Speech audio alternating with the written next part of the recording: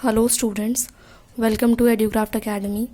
Last class में हमने characteristics of living start किया था, ग्रोथ एंड रिप्रोडक्शन देखा था कि कैसे growth and reproduction are not defining features of living organisms. And अभी हम मेटाबॉलिज्म, सेल्यूलर ऑर्गेनाइजेशन और कॉन्शियसनेस करेंगे। ठीक है, तो सबसे पहले तो metabolism. What do you understand by metabolism? तो मेटाबॉलिज्म क्या होता है? It is the sum total of all chemical reactions occurring in our body. Metabolism क्या है? This is very important. Metabolism is sum total of all the chemical reactions occurring in our body.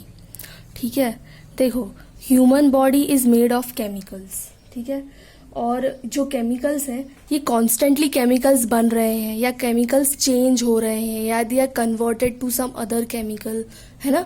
इस तरीके से reactions continuously चल ही रहे हैं सभी living organisms पे, चाहे unicellular organisms, multi cellular organisms, बहुत सारे। There are thousands of metabolic reactions occurring simultaneously inside all living organisms. ठीक है ना, बहुत सारे मेटाबॉलिक रिएक्शंस चल रहे हैं और इनका सम टोटल यानी ये सारे केमिकल रिएक्शंस कंबाइंडली फॉर्म होके इन्हें क्या कहा जा रहा है? मेटाबॉलिज्म।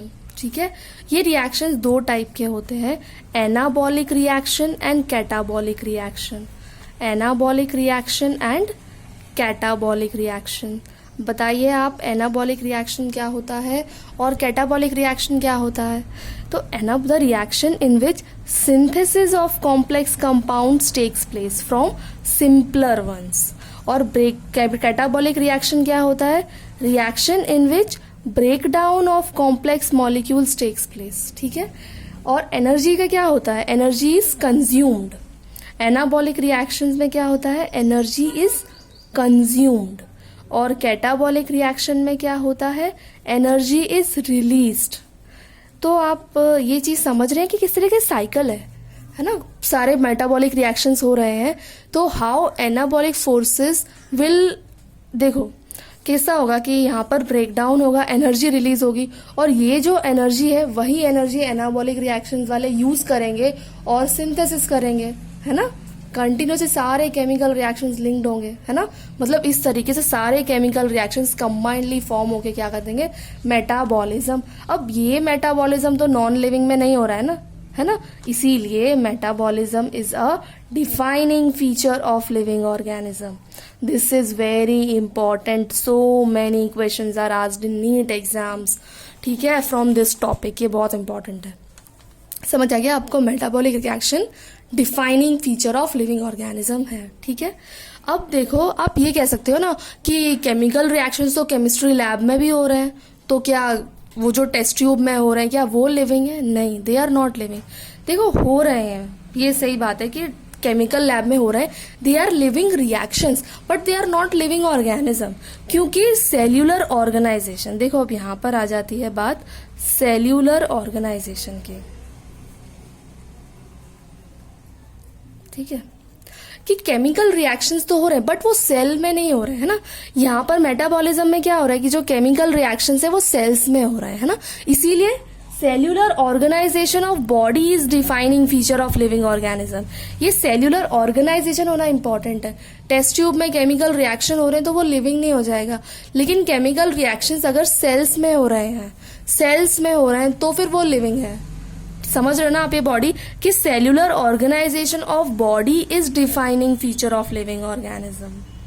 ठीक है, अब cellular organisation of body is defining feature of living organism, ये बहुत इंपॉर्टेंट है। ठीक है, अब एक बात जो हमने बोला कि बाहर हो रहे हैं, outside the body living organisms हो रहे हैं, उन्हें क्या कहा जाता है? In vitro. ये दो वर्ड्स होते हैं, इन विट्रो और इन वीवो। ये दो वर्ड्स को याद रखना आप। इन विट्रो का मतलब होता है आउटसाइड द बॉडी। जो हमने टेस्ट ट्यूब की बात की वो outside the body, test tube में या डिश में, दे आर इन विट्रो। और इन वीवो का मतलब होता है इनसाइड द बॉडी। ठीक है, बॉडी के अंदर जो जो कुछ भी रिएक्शंस हो रहे हैं दे आर इन वीवो, और बाहर जो हो रहा है that is in vitro.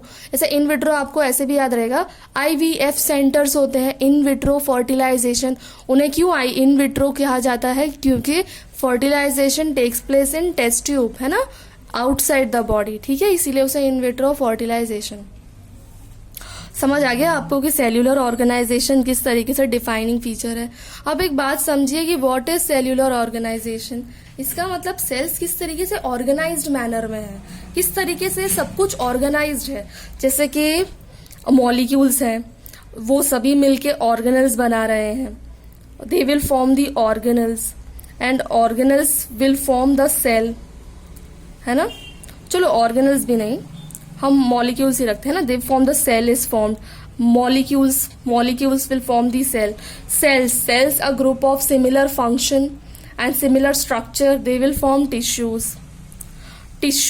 Will form organs will form organ system will form organism। देखा, ऑर्गेनिज्म आ रहा है ना, ऑर्गेनिज्म, सेल्यूलर ऑर्गेनाइजेशन, मतलब ऑर्गेनाइजेशन इंपॉर्टेंट है लिविंग ऑर्गेनिजम्स के लिए, ठीक है, लिविंग होने के लिए। समझ आया आपको? अब इसके आगे भी होता है ना, organisms they will form the population will form the community will form the ecosystem, ठीक है। Organisms form populations form community will form ecosystem, got it। चलो अब इसके बाद नेक्स्ट कैरेक्टरिस्टिक है that is consciousness.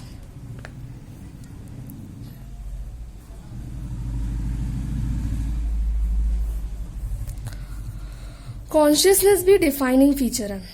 Consciousness is defining feature of living organism. Consciousness क्या होता है? Ability to respond to external stimuli, ठीक है, या फिर ability to sense their surrounding, ठीक है। कॉन्शियसनेस क्या होता है? Ability to sense surrounding and ability to respond to external stimuli.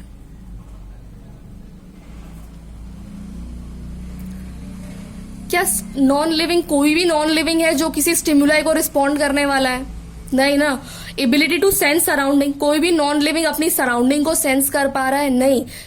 सिर्फ लिविंग ऑर्गेनिज्म सेंस कर पा रहे हैं, और वो भी सेंस क्यों कर पा रहे हैं? Because of sense organs,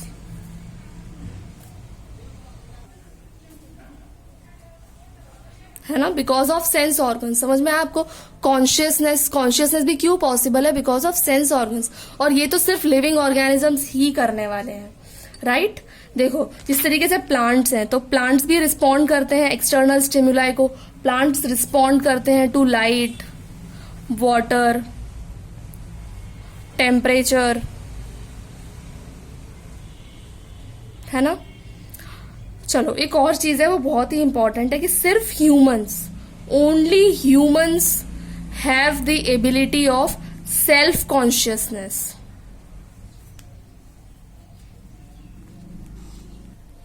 awareness of himself, है ना।